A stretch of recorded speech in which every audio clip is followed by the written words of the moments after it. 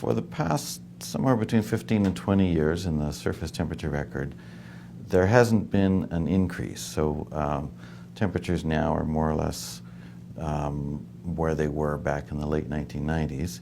This pause, or the hiatus, as the Intergovernmental Panel on Climate Change calls it, on its own it's not necessarily unusual, but the fact that it coincides with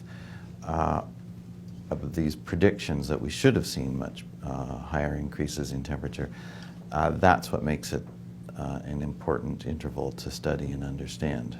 Not the pause, it's the flaws. What I mean is, what this is revealing is that there are some flaws in the models. One of the biggest candidates for explaining that, and probably the simplest, is just the models have built into them too much sensitivity to rising greenhouse gas levels.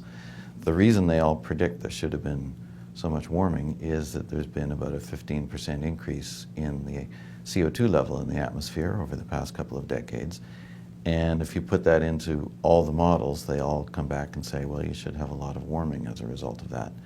So if you have all the models saying that we should be observing something and then the data saying, no, actually we don't see any of it happening, you either have a lot of flaws in your data set, which I don't think is likely to happen given the agreement among all the different data sets on this, or you have some flaws in your models.